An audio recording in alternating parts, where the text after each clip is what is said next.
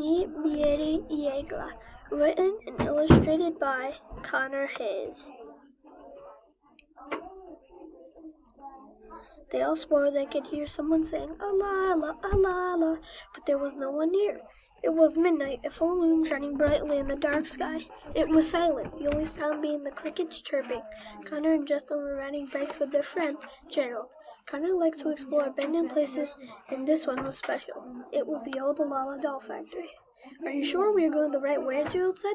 I think we are going in a circle. See, there is that Alala sign again.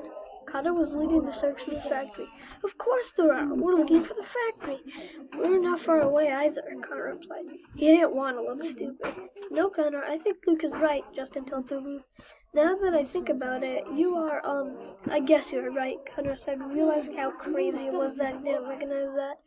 After that, the group rode on in silence. They realized how lost they were, not paying attention while they were riding and talking. Hey, look at that over there. Justin pointed over to a small hut, lights on. Connor figured that if someone were home, he could ask for directions to the factory. Let's see if someone was home. We can ask for directions, Connor said, confident. They rode over and Gerald knocked on the door, his hand shaking with absolute fear. Gerald trained in the art of Do Tai Kwan. After waiting a minute, someone finally answered. He was scrawny-looking, an old man in appearance. What are you doing here? The man answered in a creaky voice. Shh! Sorry for disturbing you, but do you know where the Alala doll factory is? Connor asked. No, I do not, but if you come in, I can call one of my friends who used to work there.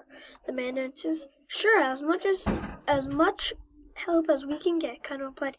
Think of how shitty following an old man that he doesn't even know is. They accepted it, though. They were desperate for help, being lost in the woods and having no knowledge of how to get home. If you want to know where the factory is, come in the back room. I will make some hot chocolate for you.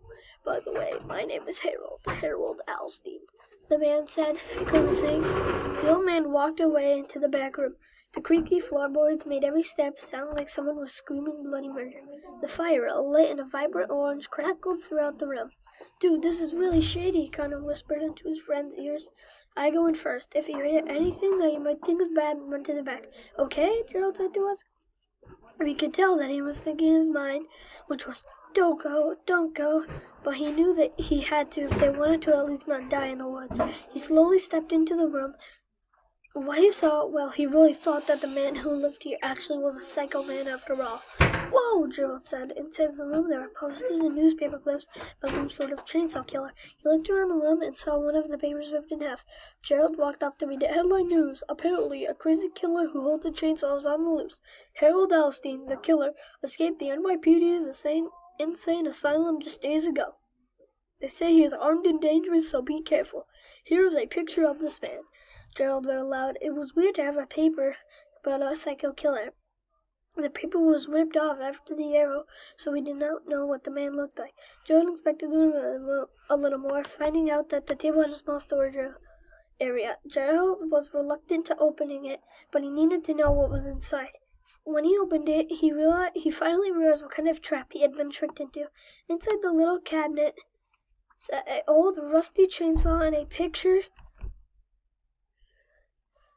from a newspaper. There was also a little scrappy-looking doll.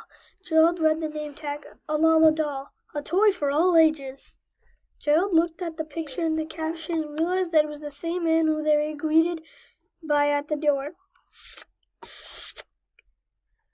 What in the world is that? No, Gerald stuttered.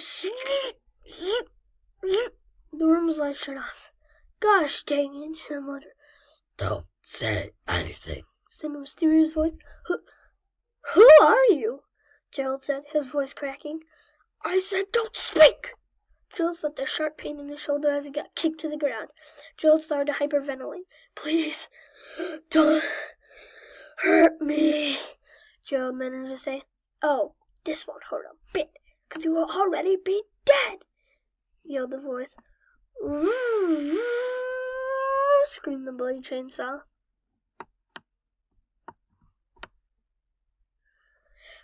Ah! Gerald yelled. See you later, little boy. Looks like you're not so good at your karate kicking thing, yelled the voice. It's been a while, Justin screamed, worried. Ryan, shh. Ryan, I'm trying to record something. Jace says be quiet. It's been a while, Justin squeaked, worried. We're done drinking our hot chocolate, and there's not much to talk about. And we haven't heard any shouts from Luke, so it must be safe. Connor tried to reassure Justin so he didn't feel scared. Justin replied with a okay thumbs up. They both stood up and walked toward the door to the back room. With every step, the room grew colder and they seemed to be trapped. As they opened the door, they saw Gerald on the floor. He looked empty and lifeless, of course being, well, killed. The lights had turned back on, although they did flicker every few seconds. Dude, this is the perfect scene for a horror movie. I'd call it Lights Sort of Out, Connor exclaimed. As you know, he seeks action, adventure, and especially the desire to explore old, spooky buildings, either crumble, broken down, or abandoned. They stepped into the room being extremely cautious. There were wires scrambled across the floor which led into an outline wall. Hey, I can charge my iPhone 7, Justin whispered with excitement. Stick! The lights made a zapping noise, which was followed by them shutting off. Oh no! No! No, no, no, no! Justin screamed. We're all gonna die! If you didn't know already, Justin loves to play scary video games, but in real life, he gets scared at mostly everything. He's even scared of kittens. Anyhow, let's get back to the story. While Justin was hyperventilating, Connor searched for a way out, but was stopped by an object with the body of a person. He thought he was feeling some sort of mannequin-like object, but when he felt around the mouth, it was like it was sewn together. You want to know where the Alala doll factory is? Spoke a mysterious voice. Yeah, Connor said. Well, you'll never be alive to know, yelled the voice, but it was muffled as Connor and Justin got stuffed into a sack. Connor heard a "We're all gonna die" scream from Justin before he got knocked out. A few hours later, Connor and Justin both woke up with a big bump on their heads and it's only 7:30 look on their faces. They were being hung on a wall by cuffs that tightly squeezed their hands. When Connor came to, he realized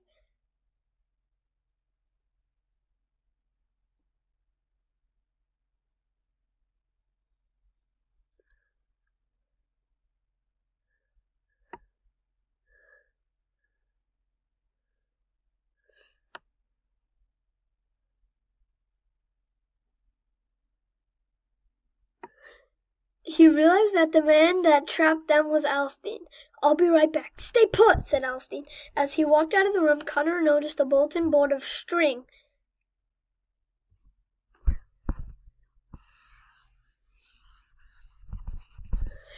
A bulletin board of string that ran throughout a bunch of newspapers hung on the wall. They each had the headline that read Crazy Chainsaw Killer on the Loose. Beware. Connor noticed that Alstein had put light chains on their feet to keep them from moving their legs. Connor quickly thought of a plan and, with all his leg power, swung a chain from one of his legs, which hit a string, which knocked over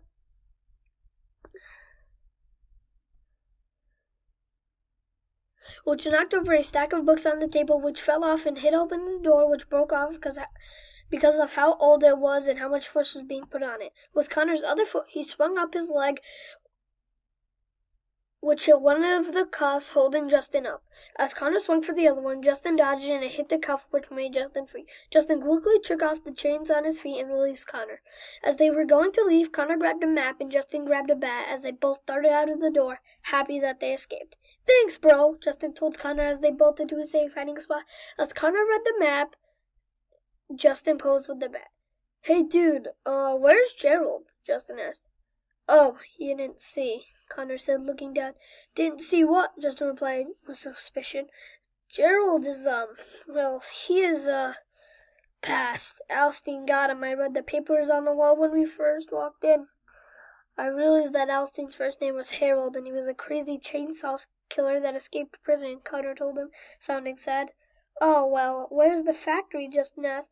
Connor got excited and remembered why they were actually here. A mile to the right, a little up north until we see Jalcott Ave.